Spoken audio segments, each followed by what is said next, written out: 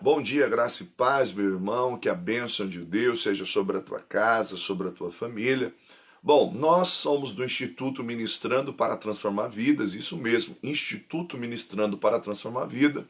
É uma escola de ensino cristão, né, onde visa capacitar os alunos a desenvolverem o seu ministério, a crescer na graça e no conhecimento de Deus.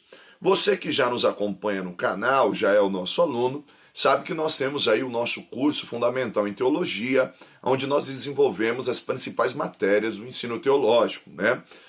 Mas hoje eu estou aqui para postar uma segunda aula, isso mesmo, mas não na área da disciplina teológica, mas também está ligado ao ensino cristão, que é o CPO, é o curso de capacitação ou preparação para obreiros.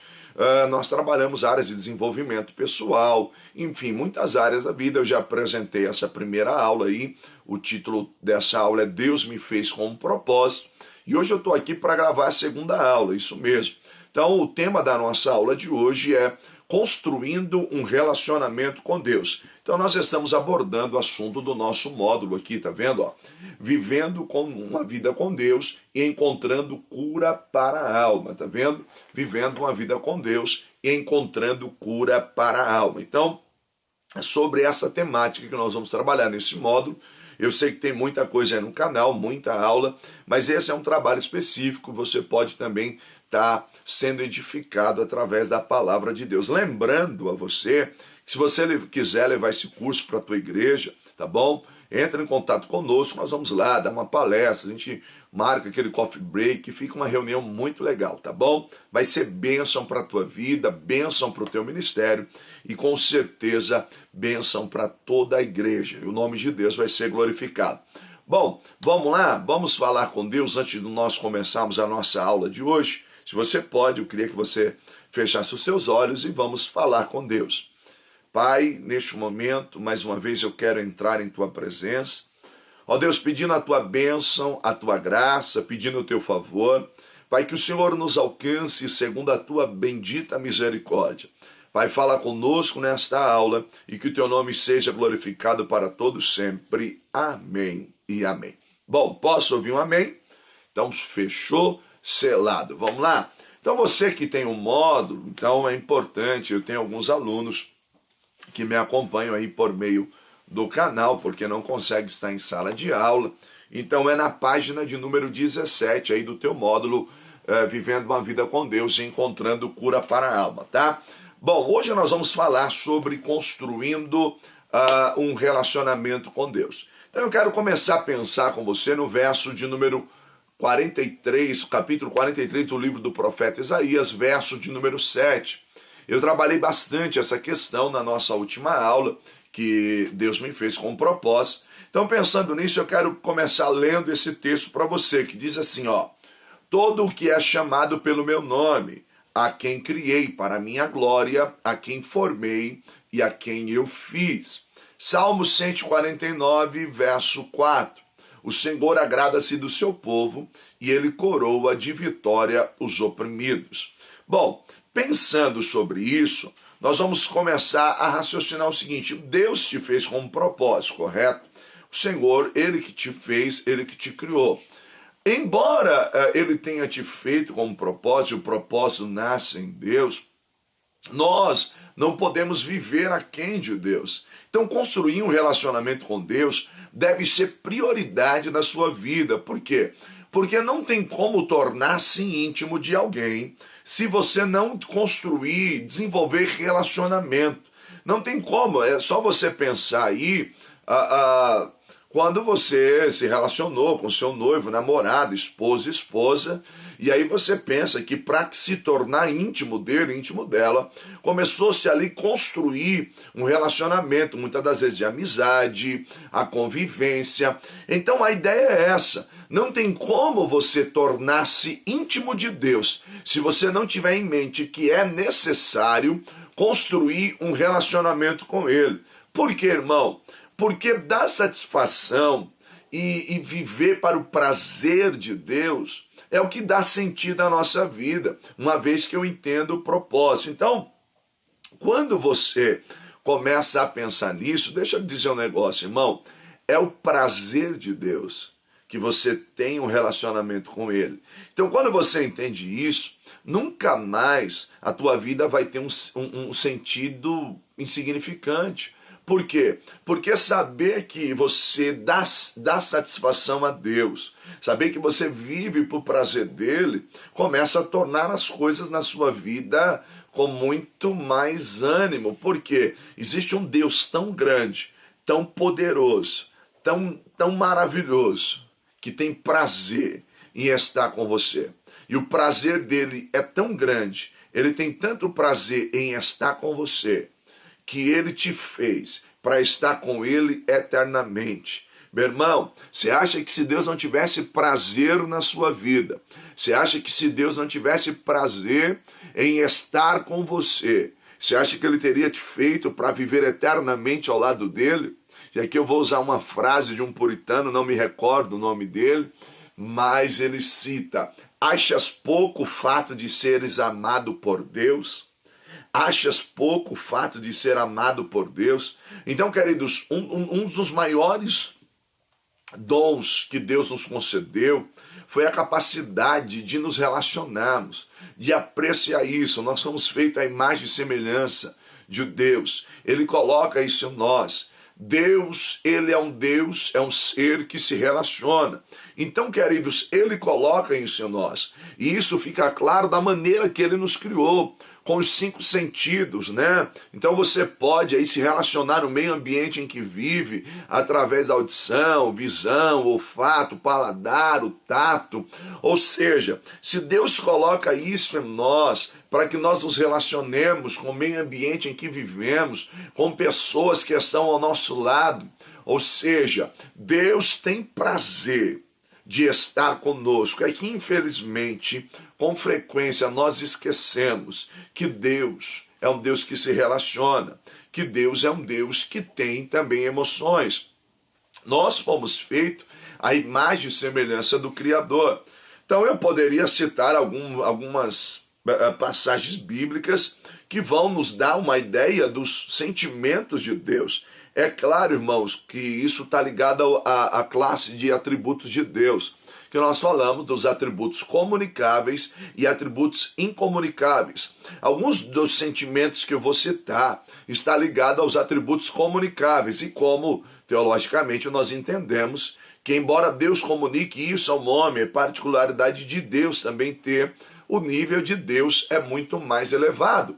Mas olha que interessante. Você sabia que o Espírito Santo de Deus tem ciúme de você? Por isso ele anseia por construir um relacionamento com você. Aí você diz assim, mas como assim? É claro, queridos, que não ciúme de um modo pejorativo, como nós entendemos hoje. Mas olha o que Tiago escreve no capítulo 4, verso 5.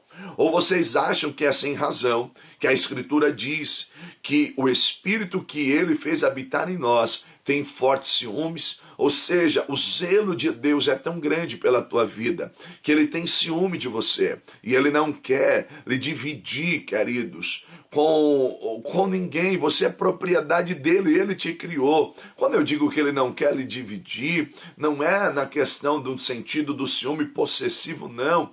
É que você é particularidade dele. A sua glória tem que ser dada a ele, a sua adoração tem que ser dada a ele. Um outro sentimento, por que não falar de ira? Olha Salmo 18, verso 7. A terra tremeu e agitou-se, os fundamentos dos montes se abalaram, estremeceram, porque ele se irou. Êxodo 4, 14. Então o Senhor se irou com Moisés e lhe disse: você não tem o seu irmão, Arão o levita? Eu sei que ele fala bem, e ele já está vindo ao seu encontro e se alegrará ao vê-lo. Percebe os tipos de sentimento? Ou seja, por que eu estou citando essas passagens para você?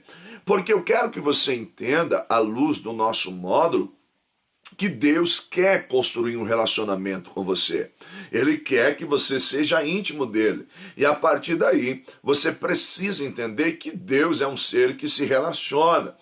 Por quê, irmãos? Porque a maioria das pessoas hoje convivem com Deus que está lá no alto, lá no céu, e eu só recorro a ele no momento que eu preciso. Então eu tenho Deus não construindo um relacionamento, mas apenas como um amuleto de sorte, não é assim? Um outro sentimento, compaixão.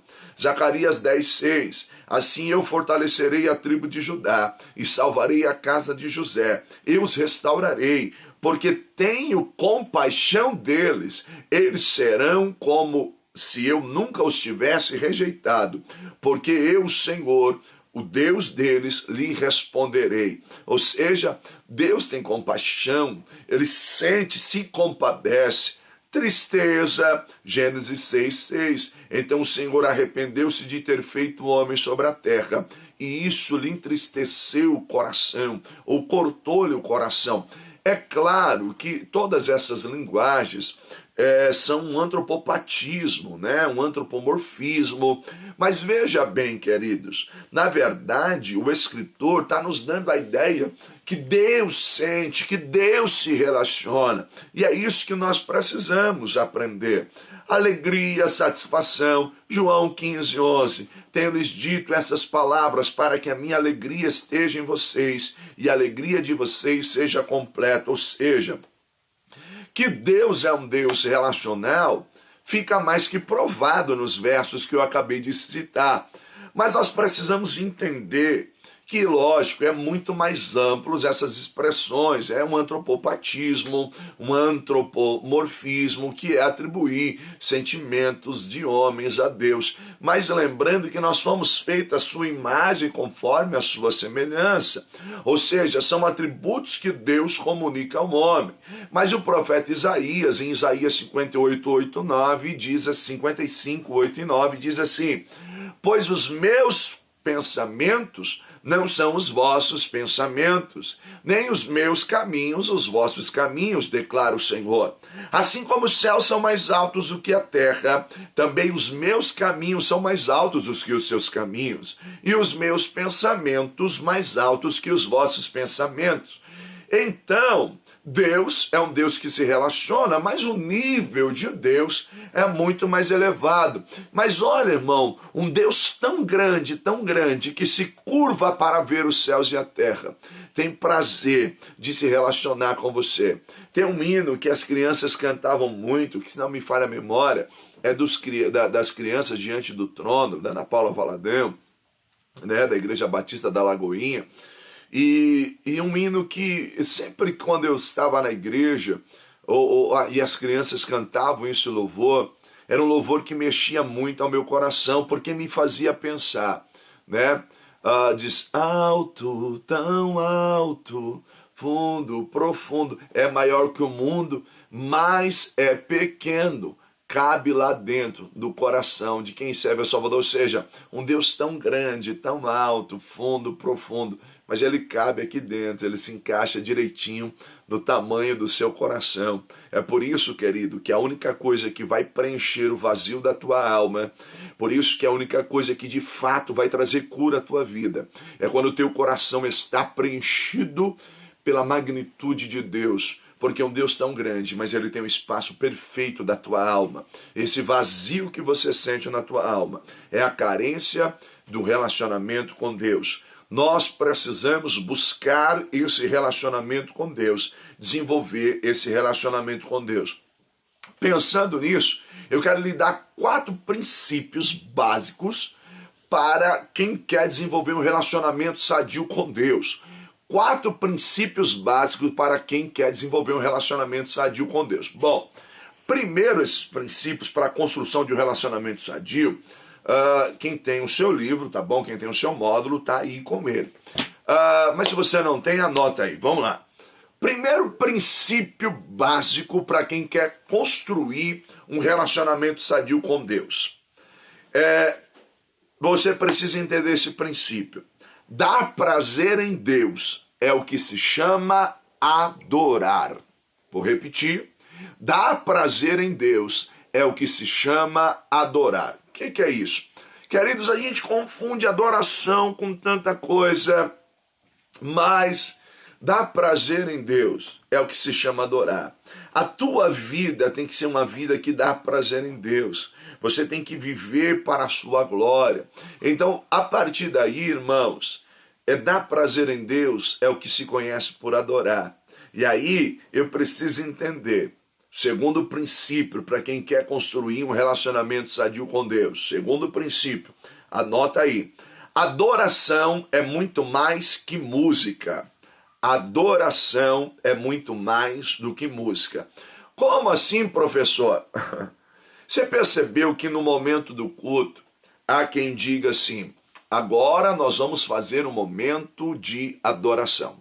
Ou vamos cantar um hino de adoração. Eu preciso entender que adoração é, antes de tudo, dar prazer em Deus.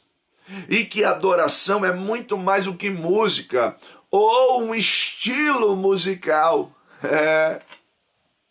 Tem gente agora, vamos cantar um hino de celebração, agora vamos cantar um hino de adoração, agora vamos cantar um hino disso. Irmão, é claro que existem temáticas dentro das letras que alcançam um público específico, mas eu preciso entender um negócio. Quer comeis, quer bebeis, quer fazer qualquer outra coisa, fazei tudo para a glória de Deus. É esse o princípio estabelecido. Quer comeis, quer bebeis, ou fazer qualquer outra coisa, fazer tudo para a glória de Deus. Logo, adorar é muito mais do que música ou um estilo musical. Meu irmão, não importa qual ritmo, você adora a Deus com o teu instrumento, você adora a Deus com os teus lábios, você adora a Deus com a tua dança, você adora a Deus com palmas, você adora a Deus sendo você, você adora a Deus sendo quem você é. Para de querer viver a vida dos outros, para de querer sonhar a vida de alguém. Viva a vida que Deus lhe deu, viva o propósito pela qual Ele lhe fez e adore a Deus com a sua vida. Terceiro princípio, anota aí. Adoração não é para benefício próprio, isso mesmo. Adoração não é para benefício próprio. Meu irmão, adoração é algo, quando você precisa entender o que é louvar e o que é adorar. Como assim? Louvar e adorar é a mesma coisa? Não é. Há pessoas que dizem assim, nós vamos ter um culto de louvor e adoração. Legal.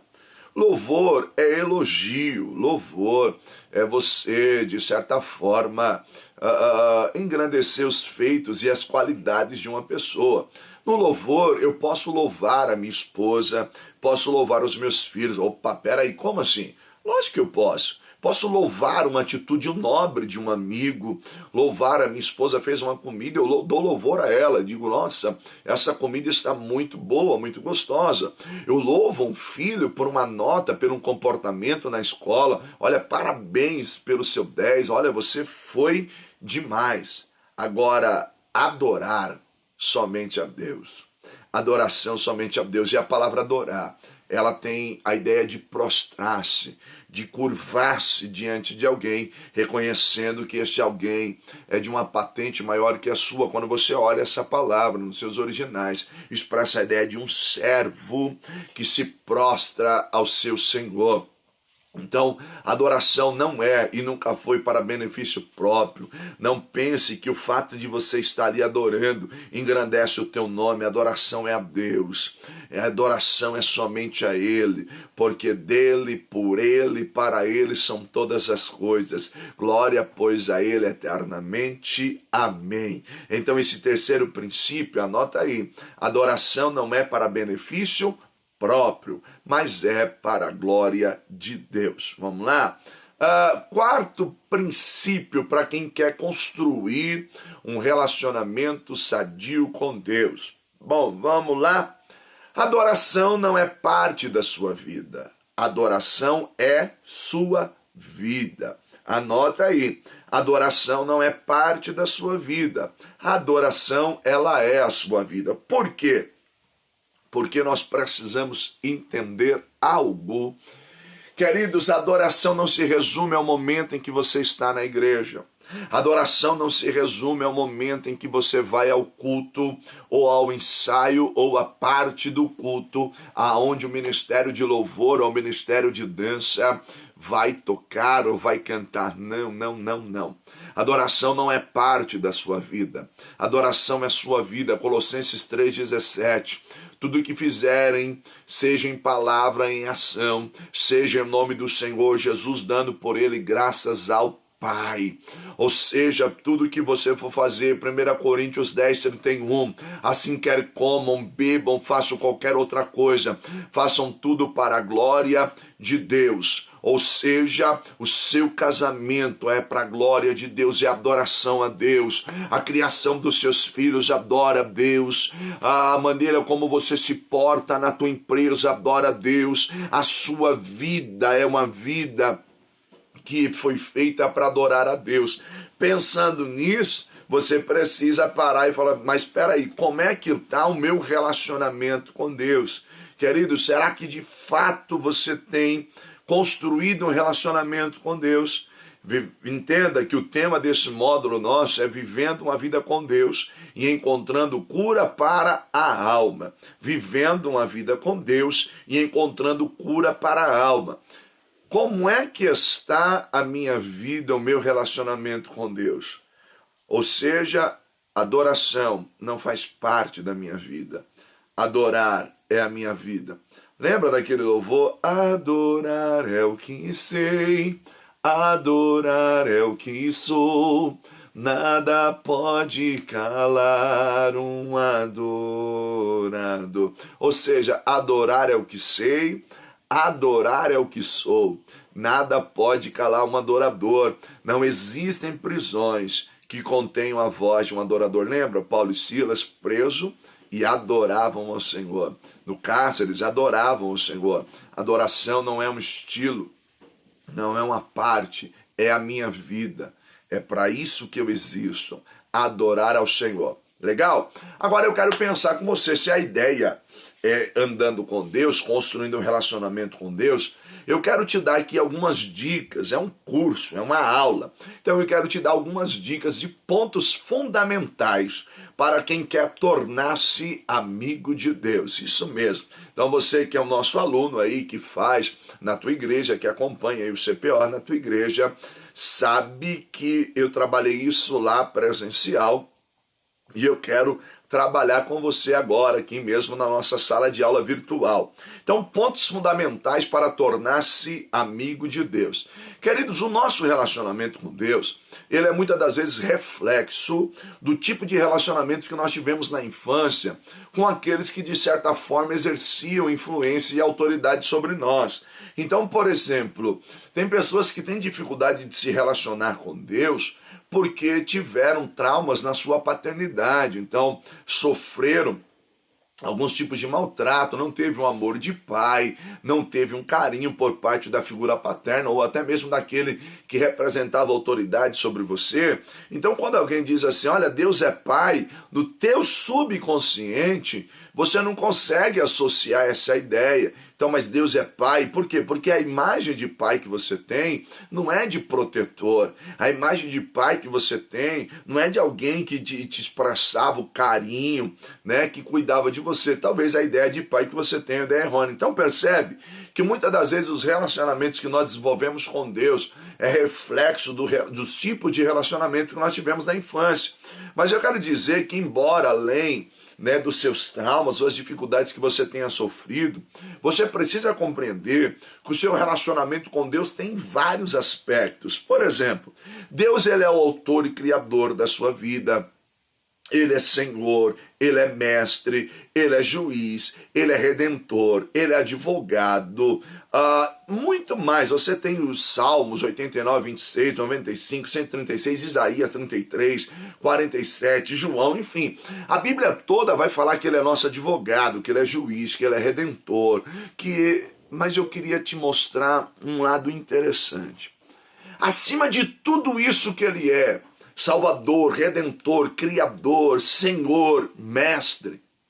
Sabe o que ele quer ser? Sabe, ele anseia por ser seu amigo. Isso mesmo. Deus quer ser o teu amigo. Ele quer estar ao seu lado. Ele quer desenvolver um relacionamento com você.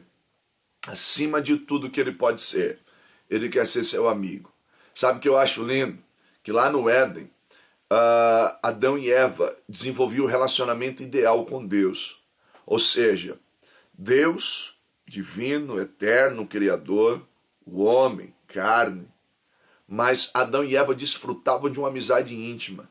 Queridos, não existiam rituais, não tinha um cerimonial, não tinha a religião, né? No latim do religare, regras que ligam o homem a Deus. Tinha e existia apenas um relacionamento de amizade, onde Adão e Eva se relacionavam com Deus, onde Deus vinha na viração do dia e tinha prazer em estar com eles, tinha prazer de estar em comunhão com eles. Mas infelizmente esse relacionamento foi rompido por meio do pecado.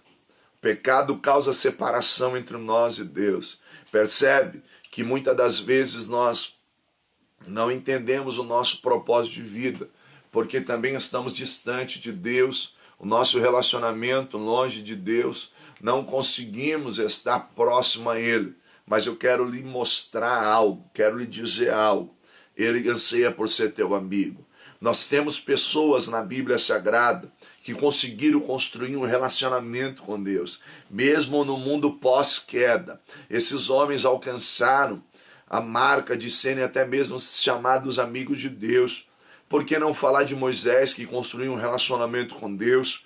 Por que não falar de Abraão, que era tido como amigo de Deus? Davi, que o Senhor o chama de homem segundo o seu coração. Jó, lembra de Noé? E aí você olha para Ezequiel, capítulo de número 14, o Senhor vai dizer lá que, quando ele vai falar do cativeiro, da destruição, e ele dá testemunho, diz, ainda que tivesse Noé, Daniel e Jó, Daniel propôs no seu coração não se contaminar com os manjares do rei. Jó, em tudo isso, não atribuiu culpa nem falta alguma a Deus, não murmurou. Né? Noé, homem justo e íntegro, andava com Deus. Percebe, irmãos, que é possível nós construirmos um relacionamento com Deus? Percebe que dá para ter uma amizade com Deus? E o maior prazer de Deus é que você seja amigo dele. Eu lembro de um homem chamado Lázaro. Lembra do Lázaro? A Bíblia diz que ele era amigo de Jesus. Ou seja, Lázaro não era apóstolo. Lázaro não era ali um dos 12. Lázaro não era alguém que estava andando com Jesus para cima e para baixo, mas tinha um detalhe. Ele era amigo. Quando eu digo que ele não andava para cima e para baixo, porque ele não estava igual aos 12. Mas ele era amigo. E quando Lázaro mais precisou, o seu amigo chegou. Porque colegas nós temos muitos, mas amigos são poucos. Mas existe um melhor amigo chamado Jesus. E ele anseia por ser teu amigo. Ele tem prazer na tua vida. Pensando nisso, eu quero aí destacar alguns pontos para que nós venhamos desenvolver um relacionamento de amizade, construir essa amizade com Deus. Primeiro ponto que eu quero pensar com você: nós precisamos amá-lo acima de qualquer coisa. Queridos, cristianismo é uma religião monoteísta, ou seja, nós cremos em um único Deus. Você quer ser amigo de Deus? Então nós precisamos amá-lo acima de qualquer coisa. Como ele disse, cristianismo é uma religião monoteísta, e o monoteísmo, um único Deus, vem falar de exclusividade. Ou seja, olha que interessante, Deuteronômio 6,4, ouça, ó Israel, o Senhor nosso Deus é o único Senhor. Grande parte dos cristãos não tem problema da exclusividade. Por quê? Porque eles sabem que Deus ele é único, então é o único Deus. Mas, queridos, veja bem, o problema é que Deus não quer apenas exclusividade. Deus quer também prioridade. E quantas das vezes nós temos deixado o nosso amigo de lado? Quantas das vezes nós dizemos que ele é exclusivo, mas nós o abandonamos? Percebe? Nós precisamos desenvolver e amá-lo acima de qualquer coisa. Lembra quando ele falou com Abraão? Gênesis 22, Abraão, sobe até a região de Moriá, a um monte que eu lhe mostrarei, e me entrega o teu filho, o teu único filho. E aí Abraão vai, por quê? Porque Deus estava acima de qualquer pedido que Deus fizesse a Abraão. Ou seja, o Senhor era prioridade e era exclusividade. Irmãos, muitas das vezes nós temos que tirar o Isaac do nosso coração, como diz Hebreus. Abraão sacrificou no seu coração a Isaac. Percebe? Nós precisamos amá-lo acima de qualquer coisa. Você quer ser amigo de Deus? Comece amando acima de qualquer coisa. Dê a ele a exclusividade e a prioridade. Oséias 6,3. Conheçamos e prossigamos, esforcemos em conhecê-lo. Tão certo como nasce o sol, aparecerá, ele aparecerá e virá para nós como chuvas de inverno, como as chuvas da primavera que regam a terra. Mateus 22, 37 e 38. Ame o Senhor teu Deus de todo o teu coração e de toda a tua alma e de todo entendimento. Este é o primeiro mandamento. Olha que interessante isso. Quer ser amigo de Deus? Então nós precisamos amá-lo acima de qualquer coisa. Segundo ponto que eu quero pensar com você, que foi o que fizeram a diferença em Moisés, em Abraão, em Jó, em Daniel, em Noé. Qual que é o segundo ponto? Precisamos confiar nele plenamente. À luz do primeiro ponto, queridos, o amor é a base sólida para que haja um relacionamento. Só que nós precisamos entender algo. Logo, se eu amo, eu confio. Por quê? Porque a confiança é um ingrediente essencial para quem quer viver um relacionamento pleno com Deus. Ou seja, você nunca vai se render por completo a Deus, a menos que você confie nele. Você nunca vai se entregar por completo a Deus, a menos que você confie plenamente nele. Por quê? Porque no amor existe entrega, e entrega é confiança. Quer ser amigo de Deus, ame-o acima de todas as coisas e confie nele plenamente. Por quê? Porque aí você vai se entregar.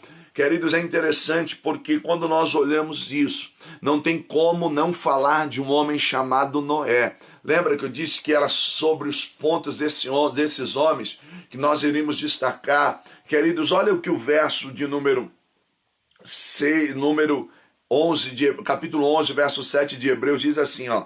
Pela fé Noé, quando avisado a respeito de coisas que ainda não se viam, movido por santo temor, construiu uma arca para salvar a sua família. Por meio da fé ele condenou o mundo e tornou-se herdeiro da justiça que é segundo a fé. Olha que interessante, queridos. Noé, ele confia plenamente. Mas olha que interessante. Haviam pelo menos, irmãos, eu poderia destacar muitas circunstâncias, mas pelo menos 3 circunstâncias poderiam gerar desconfiança em Noé, mas ele confia plenamente. Primeiro aspecto, ou primeira circunstância, Noé jamais havia visto chuva, ou seja, antes do dilúvio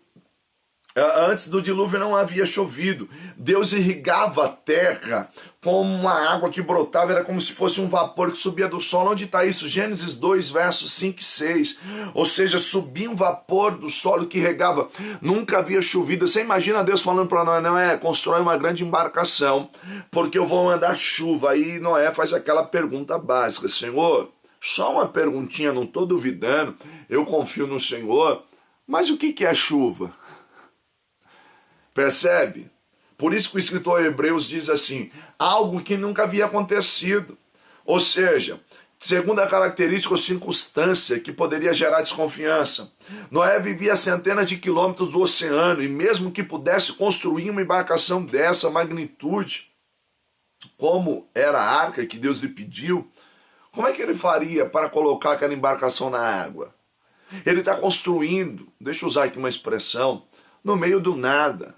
Ou seja, sabe qual é o fundamento de Noé? A confiança em Deus. Sabe aonde Noé está fundamentado? Simplesmente na sua confiança em Deus. Longe de oceanos, longe de rios. Mas o Deus que mandou ele construir ia mandar essa água. Uma outra questão que poderia ser difícil. Noé teria que reunir os animais e depois colocá-los dentro da arca. Percebe? Que às vezes se nós olharmos para a circunstância, nós não vamos confiar plenamente em Deus. Todavia, irmão, a narrativa bíblica vai apresentar a extrema confiança de Noé. Noé não questionou, Noé não reclamou, Noé apenas confiou. O que Deus quer de mim e de você é confiança. Confie nele. Por quê, queridos? Porque o melhor de Deus está por vir. O melhor de Deus está por vir sobre a tua vida. Noé confiou em Deus e foi o herdeiro do mundo por meio da fé. A justiça de Deus operou, ou seja, Deus deu tudo aquilo para ele. Noé repovoou a terra, porque você confiou. Está aí. E aí nós precisamos entender. Salmo 147, verso 10 e 11 diz assim: não é a força do cavalo que me dá satisfação, nem a agilidade do homem que me agrada. O Senhor se agrada daqueles que o temem e dos que colocam a sua confiança no seu amor leal. Olha o que Deus está dizendo, Salmo 147, verso 10 e 11, não é a força do cavalo que me dá satisfação, nem a agilidade do homem, mas é quando ele coloca a sua esperança em mim, quando ele coloca a sua confiança em mim. Não é porque você sabe muito, não é porque você faz muito, é porque simplesmente você confia. Guarda isso, pensa nisso, é muito forte, meu irmão, é muito forte isso. Terceiro ponto, fundamental para quem quer ser amigo de Deus: precisamos manter um diálogo constante com Ele. Vivemos em dias, irmãos, que existem muitos meios de comunicação, muita coisa, a gente corre, é celular, é tablet, as mídias e tanta coisa. Mas o diálogo ainda continua sendo o melhor e mais eficaz meio de comunicação para se construir um relacionamento. Ou seja, na comunidade cristã, na comunidade de fé, diálogo com Deus tem um nome e se chama oração. Então quem quer ser amigo de Deus precisa ter uma vida de oração. Irmãos, não tem como nós sermos amigos de Deus se não desenvolvemos uma vida de oração. Você jamais cultivará um relacionamento íntimo com Deus se não tivermos a nossa busca diária, se não tivermos com Ele. Ou seja, não se resume às 2 horas que você vai no culto, 1 vez, 2 vezes por semana, ou quem sabe você vai a semana inteira. Não. A vida de diálogo com Deus, de oração, não se resume também a 1 hora do seu dia que você tira. Isso é importante. Mas eu quero lhe dizer, é uma oração contínua, estar com Deus, viver com Deus, estar fazendo tudo para a glória de Deus. É interessante, irmãos, que tem um grande homem piedoso do século XVII, ele escreve um livro, que esse livro ele vai se tornar um livro muito conhecido, e esse irmão Lourenço, ele vai dizer que tem como deixar as práticas dos nossos dias mais simples, do nosso cotidiano, às vezes até mesmo as mais insignificantes, fazer delas uma prática, um louvor a Deus, uma adoração a Deus. E ele cita no seu livro como lavar pratos, jogar o lixo lá fora. Tem como você fazer isso para a glória de Deus, em oração, em comunhão com Ele, conversando com Ele. E aí ele vai citar no seu livro que não é o que você faz que tem que mudar, mas a atitude em relação ao que você faz.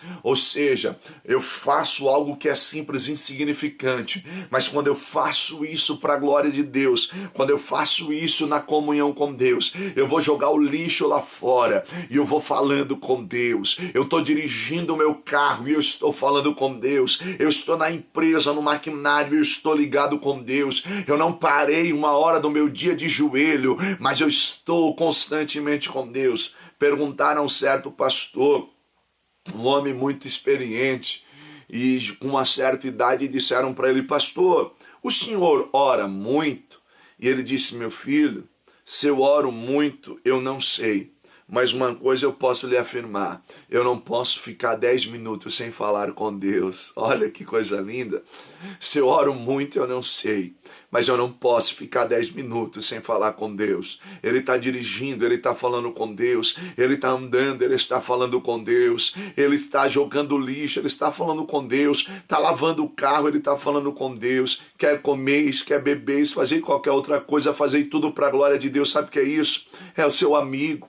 ele é seu amigo, você está com ele, está fazendo a prova lá na faculdade, meu amigo, me ajuda aqui, meu amigo, você está lá com um problema na empresa para resolver, meu amigo, me ajuda. Ele é o amigo fiel, o amigo das horas difíceis, o amigo das horas alegres, o amigo que não te desampara, o amigo que não te deixa só.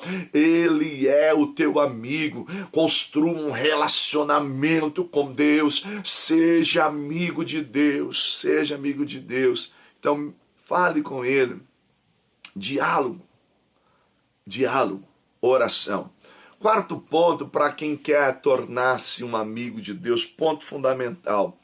Precisamos ter uma vida de meditação contínua. Anota isso. Precisamos ter uma vida de meditação contínua. O que é isso? Um dos pontos mais importantes de se ser amigo íntimo de alguém, irmãos, é procurar conhecê-lo ao máximo. Ou seja, quando nós estamos nos tornando íntimo de alguém, nós conhecemos o que ele gosta, nós conhecemos o que ele não gosta, os lugares que ele gosta de frequentar, o que ele gosta de comer, vestir. Eu sou íntimo dele. Eu sei os seus nomes, eu conheço os seus apelidos, eu sou íntimo, construí relacionamento. Mas espera aí, como é que eu vou me tornar amigo de Deus? Como é que eu conheço a Deus? Meditando na sua palavra. É isso, irmão. Uma vida de meditação na sua palavra é o meio pela qual o cristão aumenta o seu conhecimento sobre Deus. E cada vez que ele medita mais na palavra, ele conhece mais sobre Deus, conhece os atributos de Deus, conhece os nomes de Deus, vai tendo intimidade com Deus. E aí, irmãos, é onde Deus fala com ele, por meio da palavra. E ele vai construindo esse relacionamento. O que se pode conhecer de Deus é o que ele se deixou revelar. E ele está revelado na onde? Lógico, a natureza proclama a sua glória, as coisas criadas. Mas a sua palavra é a revelação de Deus para nós. O plano de Deus, o plano perfeito revelado através da sua palavra. E aí eu tenho uma mensagem do profeta Oséias que ele nos orienta. E qual é?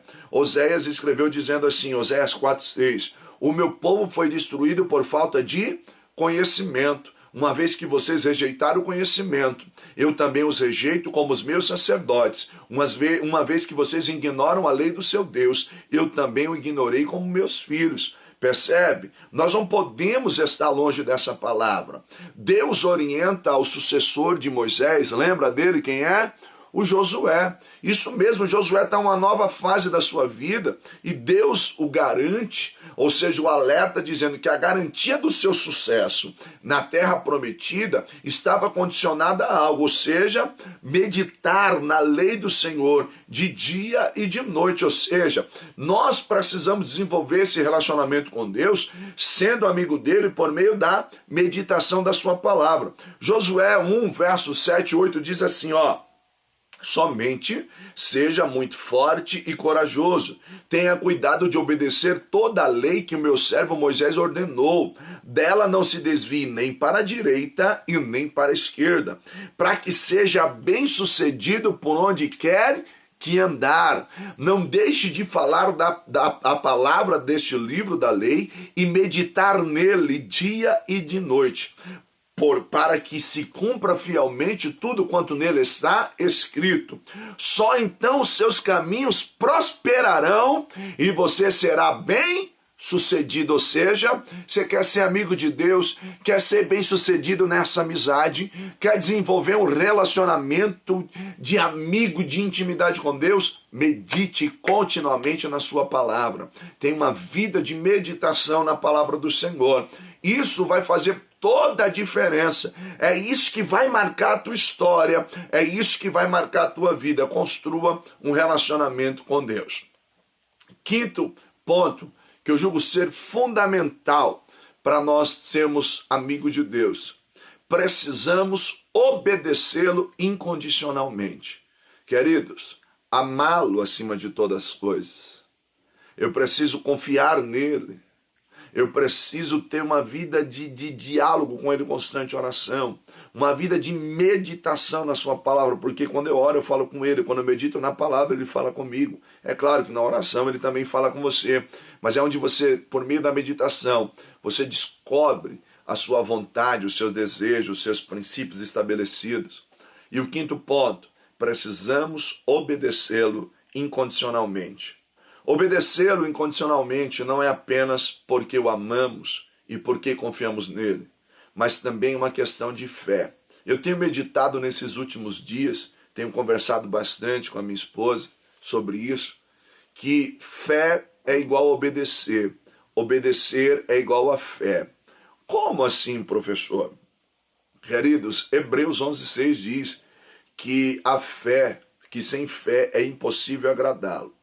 Então veja bem, obedeci porque criei, porque tive fé. Tive fé, por isso obedeci. Então eu obedeci porque eu tive fé. E a minha fé me levou a obedecer. Percebe que as duas andam juntas? Então quando Abraão vai para a região de Moriá, como eu citei para você, para oferecer Isaque em sacrifício, ele está obedecendo incondicionalmente. Ou seja, todavia o escritor aos Hebreus diz que ele tinha fé em Deus, para que, se necessário fosse, Deus ressuscitasse Isaque dos mortos. Olha que interessante isso. Hebreus 11, 17 ou 19. Eu vou ler para você, para que isso fique gravado no teu coração. Diz assim, ó. Pela fé, Abraão, quando Deus o pôs à prova, ofereceu Isaque como sacrifício. Aquele que havia recebido as promessas estava a ponto de sacrificar o seu único filho. Embora Deus tivesse dito que por meio de Isaque a sua descendência seria considerada, seria contada por meio de Isaque. Aí o texto diz, Abraão levou em conta que Deus pode ressuscitar os mortos e figuradamente recebeu Isaque de volta dentre os mortos. Oh, aleluia! Irmãos, Noé também obedeceu incondicionalmente, ou seja, ele não poderia construir a embarcação, ele poderia fazer qualquer coisa, ele poderia, Deus mandou construir um barco, vamos construir aqui qualquer coisa, mas ele fez conforme Deus lhe ordenou, ou seja, Deus lhe deu as instruções, o tamanho da embarcação, o material que deveria ser usado, os animais, o casal, aqueles que não eram mais que um casal, ou seja, ele obedeceu incondicionalmente. É interessante, irmão, que Noé obedece, ele começa a construir a arca sem hesitar. A grande questão que muitas das vezes pega conosco é que, irmão, infelizmente, Deus nos pede algo, e sabe o que acontece conosco? Nós vamos orar a respeito. Orar a respeito. Quem pediu foi Deus, mas a gente vai orar a respeito. Ou seja, eu vou falar com Deus de novo. Então a gente precisa tomar cuidado, porque, irmão, para um pai protelar algo que você pede, é a mesma coisa que desobediência. Você dá o desrespeitando. Você nunca viu essa situação, talvez dentro de casa? Quando você pede algo para o teu filho, ele está protelando. Já vou, estou vendo isso aqui primeiro. Vai, você está me desobedecendo, vai logo. Então percebe que às vezes essa ideia da gente ficar pedindo explicação. Mas por que, pai? Por que eu devo fazer isso, mãe? E a mãe diz, eu não pedi para você, obedece. Percebe que às vezes é sinônimo de desobediência, questionar, querer pedir explicações. Tiago 2, do 22 ao 24 diz assim, você pode ver que tanto a fé como as suas obras estavam atuando juntas, e a fé foi aperfeiçoada pelas obras. Cumpriu-se assim a escritura que diz, Abraão creu em Deus, e isso lhe foi creditado como justiça. Ele foi chamado amigo de Deus. Vejam que uma pessoa é justificada por obras, e não apenas por fé. Porque a ideia é o seguinte, se você creu, se você obedeceu, então você cumpriu.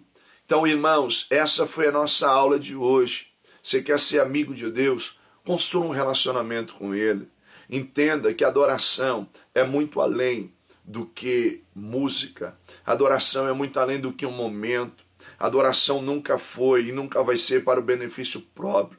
Adoração, ela não é parte da sua vida. Adoração é a sua vida. Você nasceu para adorá-lo. Você foi feito para adorá-lo. A partir daí, construindo um relacionamento com Ele, você se torna amigo. E para ser amigo, eu destaquei esses 5 pontos fundamentais que eu preciso amá-lo acima de qualquer coisa, confiar plenamente nele, ter uma vida de diálogo com ele. E diálogo na comunidade de fé cristã se chama oração. Diálogo com Deus é oração. Meditação na sua palavra e obedecê-lo incondicionalmente. Queridos, eu tenho meditado em algo quando o nosso amigo Deus, o nosso amigo Jesus, fala conosco e ele diz: vem, a gente primeiro pisa e depois vê se tem chão. É isso mesmo. Queridos, deixa eu encerrar pensando algo com você. Se alguém, um amigo seu aí, que você tem confiança, vendasse os seus olhos, ele fosse conduzindo por um caminho, só lhe guiando, você com os olhos vendados, você ouviria a voz dele?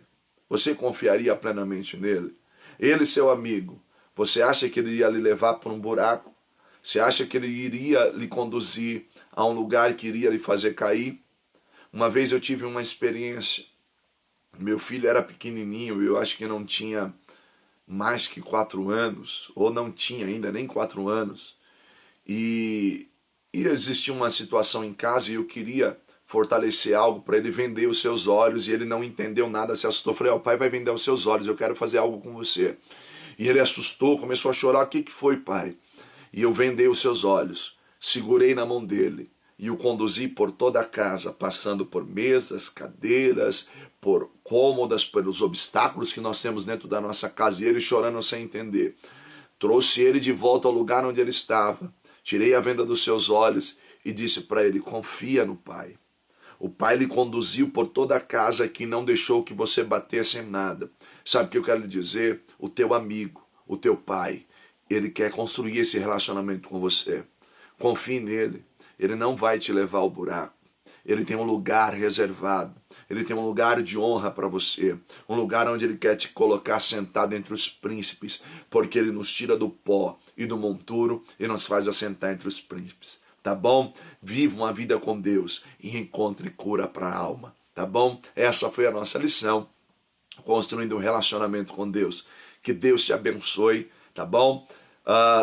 Esse curso faz parte da grade do Instituto Ministrando para Transformar Vidas, que é um curso que nós trabalhamos na área de desenvolvimento pessoal, né, de desenvolvimento ministerial, treinamento para os obreiros, tá bom? Nós temos também na área infantil, temos professores qualificados que vão aí na tua igreja desenvolver áreas dos ministérios que talvez precisam de um aperfeiçoamento, tá bom? Entre em contato conosco que vai ser bênção para a tua vida, bênção para a tua igreja.